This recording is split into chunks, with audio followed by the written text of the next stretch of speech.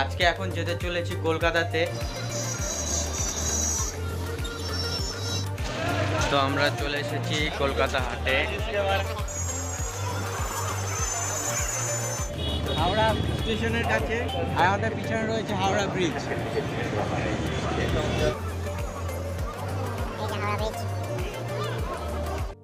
Hello বন্ধুরা, আশা করি সবাই ভালো আছেন। তো আজকের ব্লগটা রাতে শুরু করার কারণ হলো আজকে এখন যেতে চলেছি কলকাতাতে। আসলে মূলত আমরা দোকানের জিনিস আনতে যাচ্ছি। তো সেখানকার মার্কেট কেমন কেমন ভিড় হয় সব দেখাবো আপনাদের। দেখতে থাকুন ভিডিওটি। সারা রাতের জার্নি হতে চলেছে, সকাল তাও 8টা সাড়ে 8টা বাজবে সেখানে পৌঁছাতে। দেখতে থাকুন ভিডিওটি। ভালো লাগলে অবশ্যই লাইক করে দিবেন, চ্যানেলটিকে সাবস্ক্রাইব করে আমাদের পাশে। এখন প্রায় 8টা বাজে, উঠে গেছি বাসে। এখন বাজে 11টা 20। বাস গাজল নামে একটি জায়গায় দাঁড়িয়েছে খাওয়া দাওয়ার জন্য। এইদিকে আমাদের বাস দাঁড়িয়ে আছে। এই হোটেলটিতে সবাই খাওয়া দাওয়া করছে। খাওয়া দাওয়া কমপ্লিট করে আবারও আমাদের ডেস্টিনেশনের দিকে চললাম। সকাল হয়ে গেছে, দেখতেই পাচ্ছ ওয়েস্ট বেঙ্গলের রাস্তা ভাই শুধু নাচাবে আপনাকে। দাদাও পাশের থেকে পিছনে চলে গেছে, কারণ আমি জানালার সিটটি দিইনি।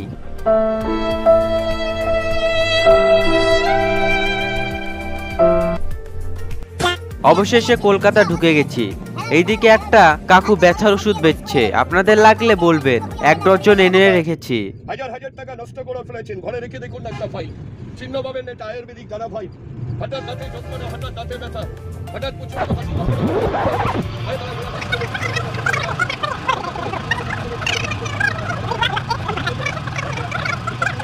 এই হলুদ ট্যাক্সি কলকাতা শহরের একটি শান।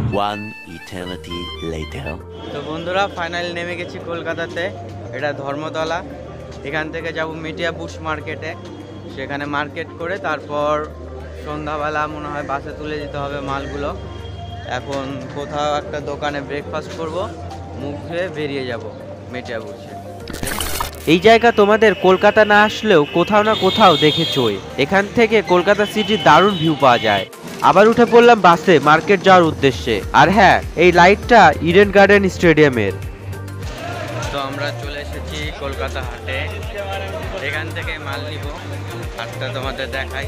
এখন সবে হাট বসেছিল, তাই ভিড় অল্প কম দেখতে পাচ্ছেন। যত সময় যাবে তত ভিড় হতেই থাকবে। আর বলে দিই, এই হাট সপ্তাহে শনি আর রবিবারেই বসে। আর এখানকার এবিএম হাট এবং নিউ ভিআইপি হাট পুরো এশিয়াতে ফেমাস। আমরাও সেখান থেকেই জিনিসপত্র কিনবো।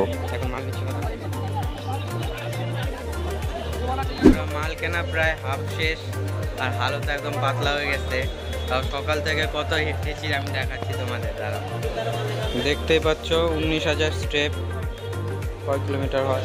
13.3 কিলোমিটার হাঁটা হয়ে গেছে অলরেডি সকাল থেকে। আরও যে কত হাঁটতে হবে। উপর থেকে মার্কেটের একটা ঝলক দেখায় তোমাদের। এটা কলকাতা মিডিয়া বুর্চের মার্কেট। দেখো কত ভিড়। এখন আমরা ধর্মতলার দিকে যাচ্ছি, ওখানে একটা হোটেল নিব। তারপর কোথাও যাই কি না যাই দেখতে থাকো। অবশ্য তোমরা জানাই যাবা কোথায় যাব, থাম্বনেলেই থাকবে।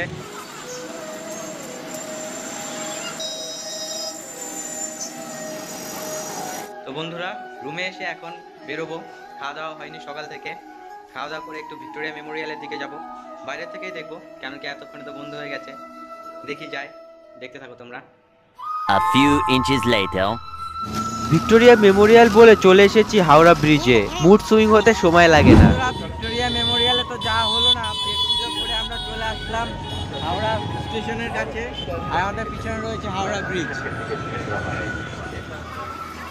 এর আগে কোনোদিন হাওড়া ব্রিজকে সামনের থেকে দেখিনি, আজকে দেখবো। আমাদের হাওড়া ব্রিজ, চলো নিচে নামে দেখাবো।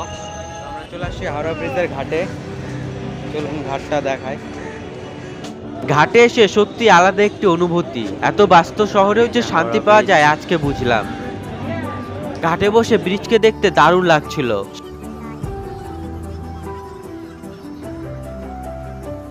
সামনে দেখতে পেলাম ক্রুজে পার্টি চলছে। সময় যদি আসে তাহলে কোনো একদিন এই ক্রুজের যাত্রাও ভ্লগ বানাবো।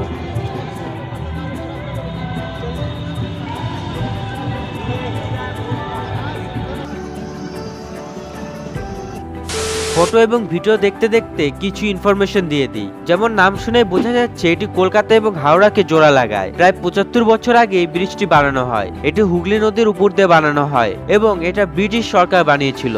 এই ব্রিজে ইউজ হয়েছে প্রায় 26,000 টন স্টিল। এবং বলে দিই এটা ভারতের সব থেকে ব্যস্ততম ব্রিজ। আর যেমন কি আপনারা জানেনই যে এই ব্রিজের কোনো পিলার নেই, কিন্তু এটা জেনেও অবাক হবেন যে এই ব্রিজের স্টিলকে জোড়া লাগানোর জন্য কোনো নাট বল্টু ইউজ করা হয়নি। এই ব্রিজটি পৃথিবীর এমন একটি ঐতিহাসিক ব্রিজ যেটার উদ্ঘাটন হয়নি, কারণ এই ব্রিজটি যখন তৈরি হয়েছিল তখন দ্বিতীয় বিশ্বযুদ্ধ নিজের চরম পর্যায়ে ছিল। লাস্টে বলে দিই এই ব্রিজের রিয়েল নাম কিন্তু রবীন্দ্র সেতু, কিন্তু আজও এটা হাওড়া ব্রিজ নামেই বেশি বিখ্যাত।